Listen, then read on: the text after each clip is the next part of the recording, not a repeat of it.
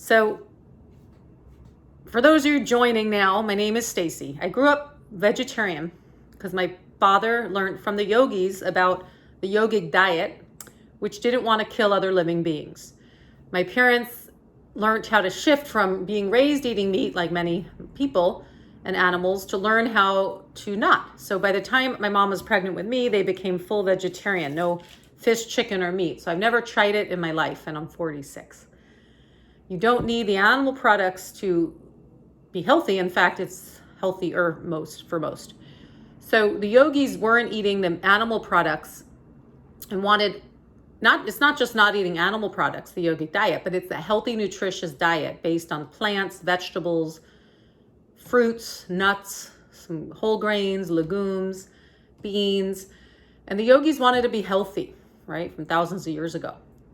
Not only that, it's not just for the physical health or to not kill the animals, but one thing that people don't always realize is the yogis also were eating this vegetarian diet, which now many yogis like myself became vegan because they're killing baby cows and chickens for dairy, which people don't always realize, as I used to not.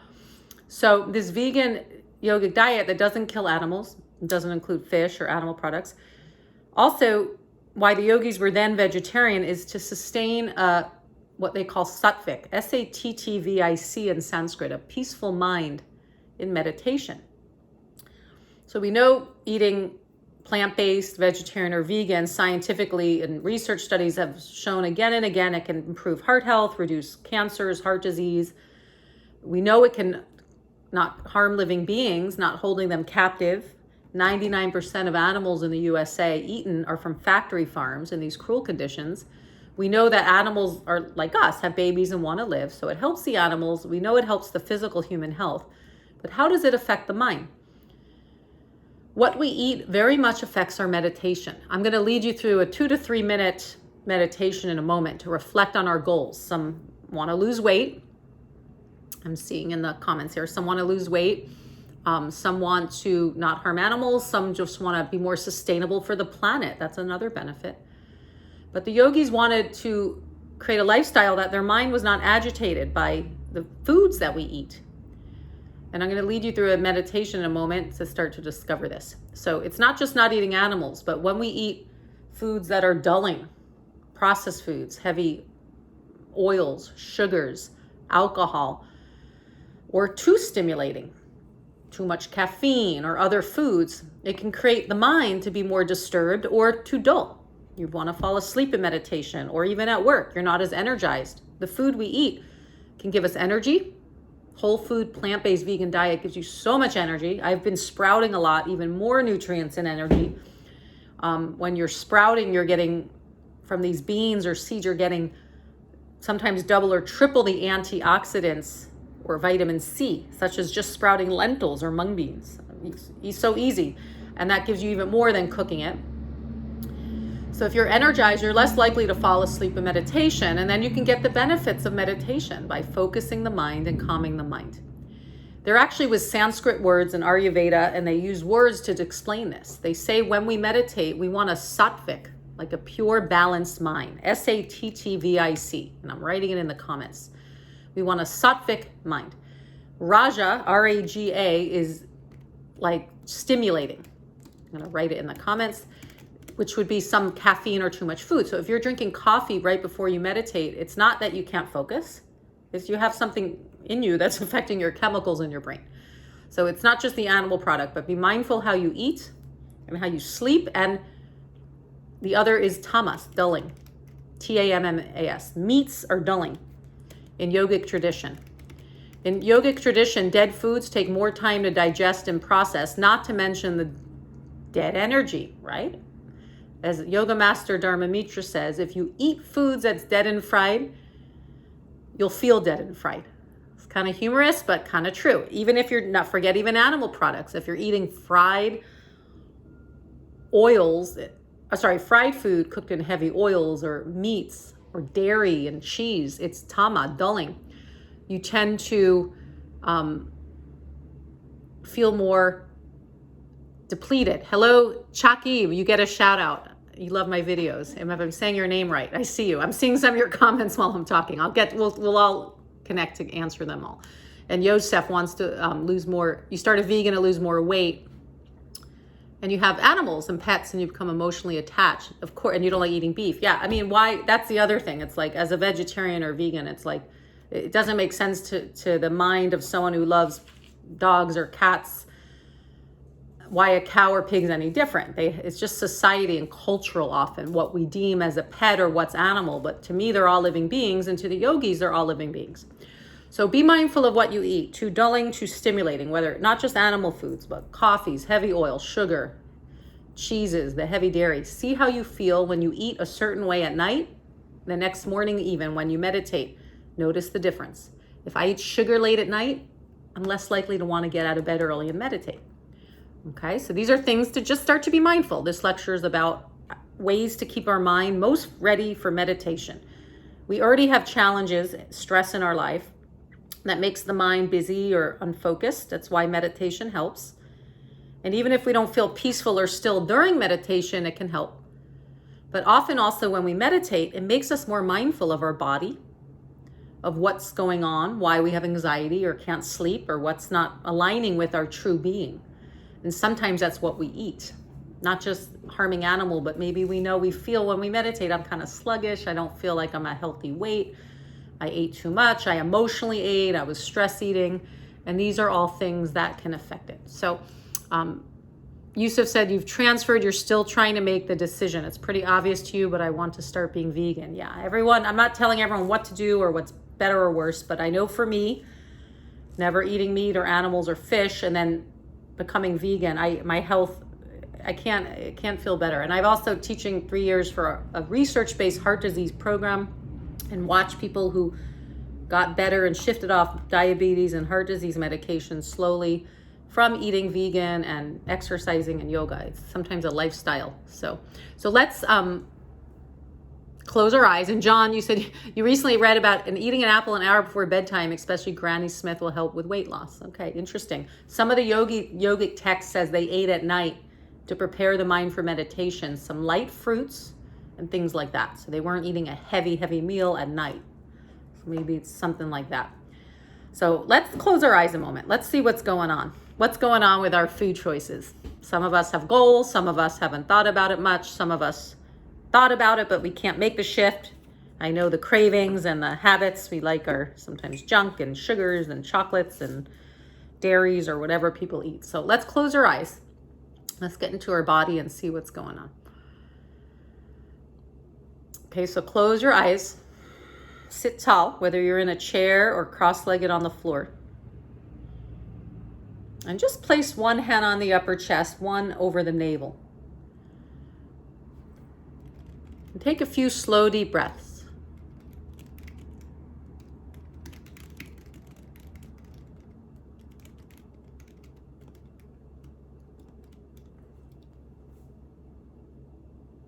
Slow the breath down a little bit and start to feel your body. Just physically feel where you are. Just bring your awareness into this moment. Sense your stomach. You can feel the heart beating if you're in a quiet place, maybe hand on chest, one on navel. Let your shoulders relax and just sense how you feel in your body. How's your energy level? Maybe you just ate a meal, maybe it's nighttime, some of you in the morning. We're listening from all over the world. So let's check in with your hunger level now. Are you hungry, full, not sure? Take a few breaths and check in.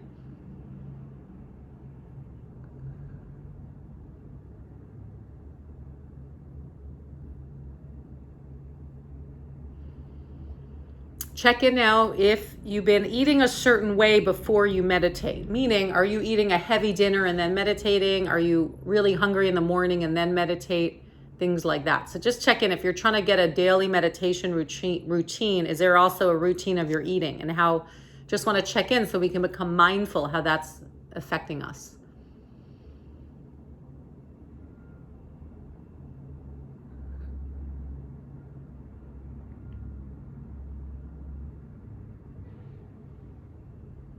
And then lastly, check in with yourself. And do you have any goals to, I want to say, improve your eating, whatever that means to you?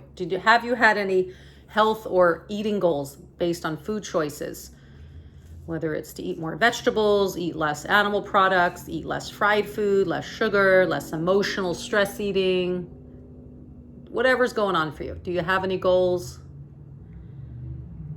What are the obstacles? Anything that's coming up for you? Has it been an easy shift? Now we're going to think last thing, what are the rewards you're getting when you do make those healthy eating choices? Say you have a good, healthy day or week or year of eating in the way you wanted to, optimally for your health or your yoga or meditation or weight or whatever that is, or ethics. And how does that feel? And how's the energy in your body? How's your joints? How's your meditation? Notice if you've felt a difference on days or weeks you eat better. And then if you want to just continue and enjoy meditation, you're welcome to. This is more of a talk. So then for those of you, otherwise open your eyes and just kind of open the eyes again. And I'm just returning a few more minutes with any questions or a talk. And I wanted to just point out, I love that we're from all over the world here, Greece and Australia and so many places. So I just want to get back to one or two of the comments because somebody said that they have seen a difference in their yoga practice from the way they eat. And I'll get to the exact comments. Hold on. So, okay, Lori's feels much better. 5 years now on a plant-based diet. And I even feel better going vegan from vegetarian. There's all different levels of how you shift. I even feel better now doing sprouting every day, adding some more raw vegetables to my diet. There's also raw food vegan, all raw, which I'm not. But Yosef said, yeah, you wanted to start vegan for weight loss and also because I mentioned that you have animals or pets became emotionally attached. Yeah, animals have emotions. The dogs get upset when you walk away, so animals are intelligent. They're so intelligent. The pigs, the monkeys, the dogs, incredibly intelligent. And yeah, John says there's so many good vegan options now. Thank you for mentioning that. Vegan cheese is delicious, like cashew or organic based. And John, you're in San Francisco. There's Miyoko's cheese, which is delicious. She's Bay Area based. She even has an animal rescue farm. And once I started shifting to vegan cheese, I'm like, I actually like it better now. So here's the key. If you want to shift to be more plant-based, vegetarian or vegan, whether more or full, and if you just tell yourself, I'm going to stop all the meats, dairies, processed sugar food. Good luck. If it works, give us the trick. But often if we tell ourselves, I'm going to stop the bad stuff, it's like anything. It doesn't work so well. Usually people don't say, I'm going to stop smoking cigarettes and stop. This is actually from yogic tradition. If you substitute the negative habit or thought with the positive, that's how we make sustaining lifelong shifts that last and work. There's a Sanskrit verse, praktipaksha bhavana, which means when we have a negative thought, this is in a yogic text, says when we have a negative thought, the way to counteract that is replace it with a positive. So the same with the eating. If you're so addicted to the cheeses, and there's actually stuff in the cheese, they say that's addicting, try these vegan cheeses. There's so many options in most areas, not all yet. And see if that, at first, may be an acquired taste. I know when I shifted vegetarian to vegan at first, the creamers, the milks and the half and halves, I had to acquire the taste to get soy milk creamer or coconut. Now I actually just put a little soy milk. I don't even need a creamer. So vegan creamer, I'm happy if I drink coffee just with soy milk. So I think your taste do shift. Takes little discipline at first, but substitute these negative foods you're eating that cause you sluggishness, joint pain, inflammation of chronic illness side effects, all the stuff we're trained and raised to eat that aren't good for us. Substitute good stuff and see what happens. So I was trying to find that one comment before. Sorry, someone said they found their yoga practice affected when they went vegetarian or vegan. So, here we go. Mariah, thank you. So you said you barely eat meat and enjoying plant-based. You're realizing not eating meat improved my yoga practice and I look forward to learn more. So the yogis were also exercising, doing yoga asana and yoga poses to help the joints and the body and the prana, the energy level. If we're eating animals that were suffering and killed, including the fish and chicken, That energy goes in our body, not to mention the adrenaline, the hormone, when any animal dies. There's no such, when they say, oh, but are you eating humane beef? It's not humane to the cow or the fish because they want to live like us. So as they're about to get killed on the slaughterhouse, not to mention them watching their babies and friends die, and not to mention that they're often held captive and getting fed unnatural foods and antibiotics, and that goes in your body when you eat it, right? So everything's connected. What we put in our body becomes our cells, our minds affected by what we eat, no doubt, or meditation. So I hope that was helpful. I'm not lecturing at you or telling you what to do. Of course, this is an optional lecture to listen to, and I'm not judging you because I know how we were raised in our families, and the media and society is very hard habits to break. But if you want to avoid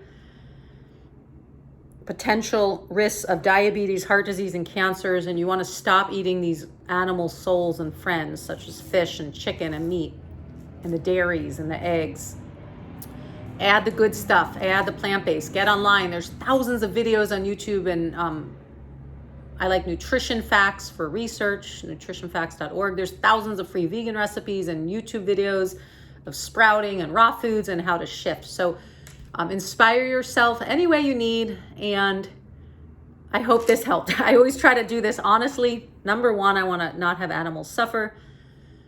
I shouldn't put it in order because I love the humans too. As a 25 years now teaching Hatha yoga and chair yoga, I also want to help humans not have to have their health suffer. The yogis teach us you can prevent, there's another verse, yoga prevents the sufferings which are to come.